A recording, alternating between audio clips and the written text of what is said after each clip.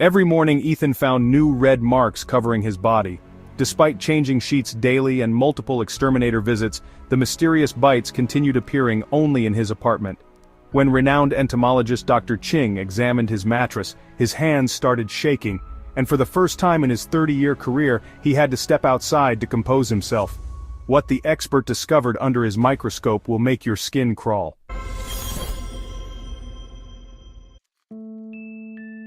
The first bite appeared on a Tuesday morning. Ethan noticed it while getting ready for work. A small red mark on his forearm that itched like crazy. He didn't think much of it at the time. Maybe a mosquito had sneaked in through an open window. These things happen. But the next morning, there were 3 more marks. And the morning after that, 5.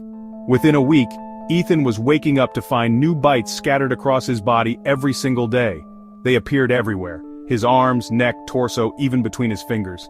The itching was becoming unbearable. At first he tried to handle it himself. He stripped his bed completely, washing everything on the hottest setting. He vacuumed every corner of his bedroom and sprayed insecticide around the baseboards. But nothing worked. Each morning brought fresh bites, and each day at work became a struggle as he fought the urge to scratch. The constant itching was driving him mad. He couldn't focus during meetings. His coworkers started noticing how distracted he seemed, how he'd zone out mid-conversation while absently scratching his arms. Dark circles formed under his eyes as peaceful sleep became impossible. Convinced he was dealing with bedbugs, Ethan called in professional help. Carl from Advanced Pest Control arrived with his equipment and decades of experience. He conducted a thorough inspection, checking every crack and crevice where bedbugs typically hide. He looked for the telltale signs, dark spots from droppings, shed shells, clusters of tiny eggs. But he found nothing. Not a single sign of bedbugs anywhere in the apartment.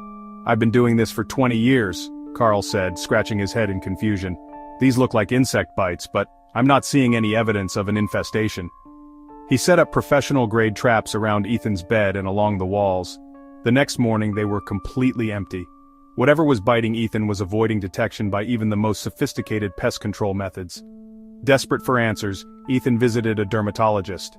The doctor examined the angry red welts covering his skin and confirmed they were definitely insect bites. But what kind of insect? That remained a mystery. Blood tests came back normal, ruling out any underlying medical conditions. Then Ethan noticed something strange. When he stayed at his parents' house for a weekend, no new bites appeared.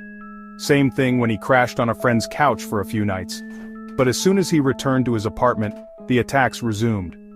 Whatever was tormenting him lived in his home, but where, and why couldn't anyone find it? He tried sleeping on his living room couch thinking maybe there was something wrong with his bedroom. The next morning, fresh bites circled his ankle like a bracelet. The mysterious creatures had followed him. Unable to continue living this way, Ethan hired a second pest control company, then a third. Each expert was more puzzled than the last. They tried different approaches, heat treatments, chemical sprays, even bringing in specially trained dogs to sniff out any insects. Nothing worked. His apartment began to look like a war zone. The walls were covered in residue from various sprays. His furniture was pulled away from walls, his belongings sealed in plastic bags. The mattress was encased in a protective cover that crinkled loudly every time he moved, making sleep even more elusive. The bites were getting worse too. They appeared in clusters now, sometimes forming strange patterns across his skin. Ethan started taking photos to document them, creating a disturbing gallery on his phone. He spent hours researching online, joining support groups for people with mysterious bites, but none of their stories quite matched his experience. The final straw came when he spotted tiny droplets of blood on his sheets one morning. Whatever was feeding on him was becoming more aggressive. Running out of options and barely able to function from lack of sleep, Ethan reached out to Dr. Ching, an entomologist known for solving unusual cases. The expert arrived at his apartment carrying specialized equipment and collection vials. Dr. Ching worked methodically, examining every surface with his magnifying lens. When he reached the underside of Ethan's mattress, something made him freeze.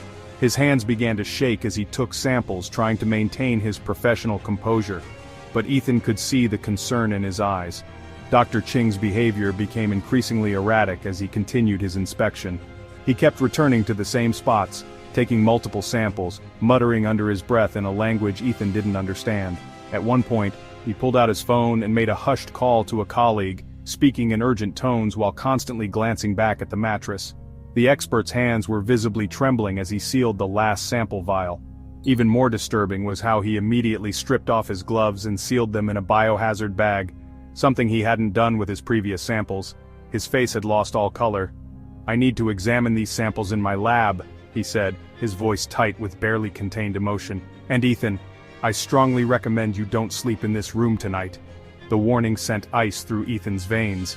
In all the previous inspections, none of the other experts had told him to avoid his bedroom. What had Dr. Ching seen that frightened him so much? That night, Ethan camped out on his friend Mike's couch, his mind racing with horrible possibilities. He kept replaying Dr. Ching's reaction in his head, the way the expert's professional demeanor had crumbled, how his hands shook as he packed up his equipment, the urgency in his voice during that phone call. He Googled Dr. Ching's credentials, learning that the entomologist had spent decades studying the world's most dangerous insects. What could possibly rattle someone with that much experience? The more Ethan thought about it, the more his anxiety grew. Sleep was impossible. Every slight sound made him jump. Every shadow seemed to move. His phone sat on his chest as he waited for Dr. Ching's call, dreading what the expert might have found. The call came early the next morning. Dr. Ching wanted Ethan to come to his lab immediately. The tension in his voice had only increased.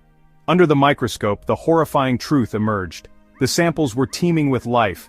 Tiny worm-like creatures with multiple legs smaller than a pinhead. They moved with frightening speed across the slide. "These are Triatoma infestans," Dr. Ching explained, his voice grave.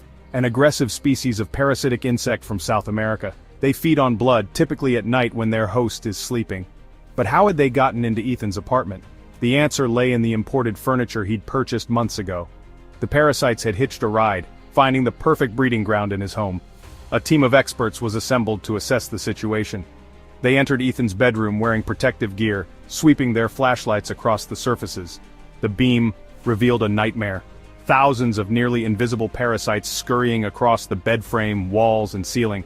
One of the experts, a veteran with decades of experience, actually screamed. The infestation was unlike anything they'd ever encountered. The parasites had established colonies throughout the apartment, breeding and multiplying while feeding on Ethan night after night. The situation was so severe that the entire apartment had to be sealed off. Special solutions were imported from a research laboratory. The only chemicals proven effective against this particular species. Every piece of furniture had to be removed and destroyed. Wall panels were pulled away, revealing more colonies hiding in the spaces between. The treatment process took weeks. Ethan stayed with his parents, watching his bank account drain as he replaced everything he owned. But he had no choice. The alternative was unthinkable. Finally, after multiple treatments and inspections, his apartment was declared safe. The parasites were gone, yet the psychological impact remained. Every slight itch makes him jump now. A speck of dust moving in the sunlight can trigger a panic attack. He checks his skin obsessively each morning, dreading the sight of new bites. Ethan survived an unprecedented invasion by parasites so insidious that even professionals were horrified by their discovery. The experience changed him forever, leaving him with the chilling knowledge that sometimes the most terrifying threats are the ones we can barely see. What would you do if you discovered thousands of invisible parasites had been feeding on you while you slept?